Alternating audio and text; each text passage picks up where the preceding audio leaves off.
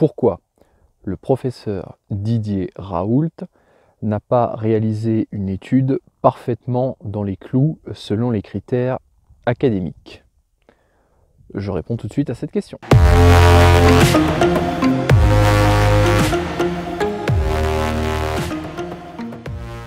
Bonjour à tous. Alors si vous suivez un minimum l'actualité, vous avez forcément entendu parler de la polémique actuelle concernant le professeur Didier Raoult que je défends beaucoup et le traitement qu'il préconise, à savoir l'hydroxychloroquine et l'azithromycine. Alors je précise immédiatement qu'il n'est en aucun cas question d'automédication et qu'une telle prescription doit bien donc se faire sous contrôle médical. Alors bon, j'ai fait plusieurs vidéos pour parler et du Covid-19 et du grand professeur Didier Raoult, donc je vous invite à aller les voir, je vous mettrai les liens en description.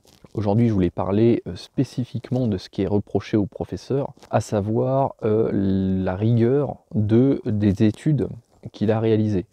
Donc il a réalisé une première étude portant sur 24 patients et il en a réalisé une dernièrement sur, me semble-t-il, 80 patients. Alors les reproches qui sont faits à Didier Raoult concernant ces études donc, portent sur le nombre de personnes étudiées et la non-présence d'un groupe placebo. Et donc le milieu académique dit au professeur Raoult, écoutez, votre étude ne tient pas totalement la route, tout simplement parce que même si elle est intéressante, eh bien elle porte sur peu de patients, elle n'est pas randomisée comme on dit, elle n'est pas faite en double aveugle et il n'y a pas de groupe placebo. Donc on ne peut pas en tirer de conclusions sérieuses, donc il faut faire une étude comme on a l'habitude d'en faire, sérieuse, etc. Et celle-là on pourra en tenir compte. Donc c'est ce qui est rétorqué au professeur Raoult.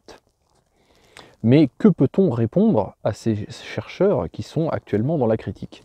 Alors on peut leur répondre plusieurs choses, à savoir que Didier Raoult est une sommité mondiale en virologie, et que bien souvent d'ailleurs il est critiqué par des personnes qui ne lui arrivent pas à la cheville en matière de prestige international et de compétences, puisqu'on se retrouve avec des médecins, donc on est d'accord que pour être médecin il faut être particulièrement instruit et cultivé, mais on va avoir des médecins classiques entre guillemets qui vont essayer de donner des leçons à une sommité mondiale en virologie et en maladies infectieuses, donc ce qui peut déjà poser un problème. Mais lorsqu'en plus le professeur va être critiqué par de simples journalistes qui n'ont carrément aucune compétence en médecine, là on tombe carrément dans le ridicule. Alors je ne parlerai pas des conflits d'intérêts qui me semblent évidents, je n'ai pas une chaîne politique, j'ai une chaîne sur la santé, sur le fitness, sur le développement personnel, donc je ne développerai pas ces sujets-là, mais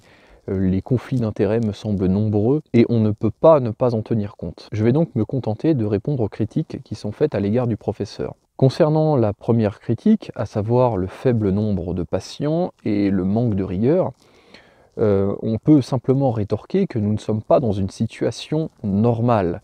Les règles académiques, d'accord, très bien, c'est bien qu'elles existent, mais nous sommes dans une situation d'urgence avec un nombre colossal de morts chaque jour dû au Covid-19 et que forcément lorsqu'on est en état de guerre, en état d'urgence, eh bien les protocoles habituels ne rentrent plus en ligne de compte. Le professeur Didier Raoult, qui est une sommité mondiale, je le rappelle, sait très bien quels sont les protocoles pour réaliser des études parfaitement dans les clous, il connaît parfaitement le sujet, il peut même donner des leçons d'ailleurs à beaucoup de personnes qui le critiquent, mais il a essayé de produire une étude dans une situation d'urgence en proposant quelque chose qui avait un effet certain. Alors on va souvent entendre dire que Didier Raoult prétend avoir trouvé une solution miracle. Il n'a jamais dit « j'ai la solution miracle ». Il a employé le terme de prometteur, une molécule prometteuse, un traitement prometteur. Il l'a dit dès le début. Et il encourage à tester, parce que vu la gravité de la situation, on n'a pas grand-chose à perdre. Alors je vous renverrai vers une vidéo d'Idriss Aberkane, qui est très complète sur le sujet, et qui décrit bien la situation. Il explique que c'est exactement comme si on disait aux pompiers qu'il fallait absolument qu'ils s'arrêtent au stop, parce que c'est pas bien de ne pas s'arrêter au stop. Et donc quand on a quelqu'un en train de mourir à l'arrière du véhicule, eh ben, on devrait respecter le protocole.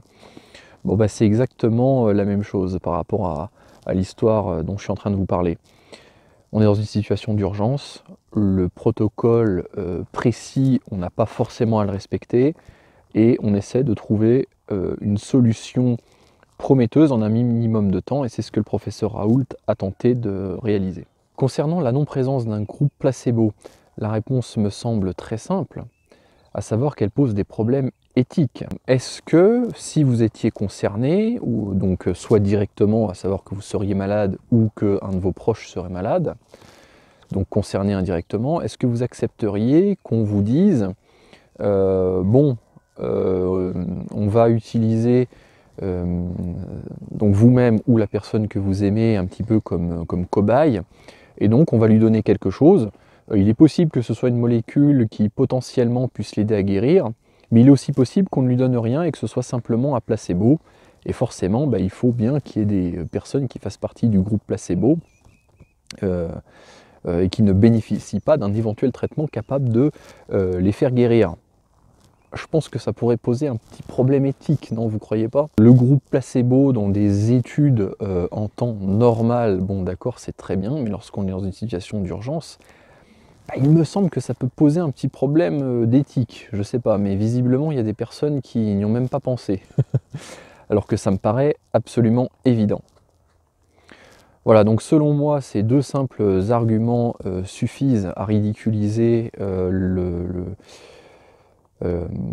l'établissement, avec un grand E, hein, donc savoir tout le système académique. Didier Raoult est une personne un petit peu hors des clous, mais qui est extrêmement compétente et qui ne veut pas se conformer à un moule. Et je trouve que c'est plutôt bien, voyez-vous. Sortez du moule d'ailleurs, je vous incite à vraiment sortir du moule. Donc voilà, il est possible que le dogmatisme tue. D'ailleurs, bon, on verra à la fin de la crise, pour ceux qui y auront survécu. Et je pense que si on s'aperçoit que le traitement du professeur Raoult est bien celui qui fonctionne, et bien là, il y a des personnes qui auront peut-être des petits problèmes avec leur conscience, sachant qu'il en parle quand même depuis un sacré bout de temps, depuis des semaines. Donc je pense que ça aurait peut-être pu aider un grand nombre de personnes. Voilà, donc je voulais simplement faire cette petite vidéo rapide, juste pour répondre à deux griefs qui sont régulièrement faits au professeur Raoult, et je voulais lui adresser tout mon soutien, et toujours vous souhaiter bon courage dans cette crise. Je vous dis à très bientôt pour une prochaine vidéo. N'hésitez pas à vous abonner à ma chaîne, à liker cette vidéo, à vous intéresser à mon travail, à mon blog. Si vous êtes intéressé par tout l'univers du fitness, du développement personnel et de la santé, eh bien suivez-moi, cette chaîne YouTube ne peut que se développer. Allez, salut les amis, ciao ciao.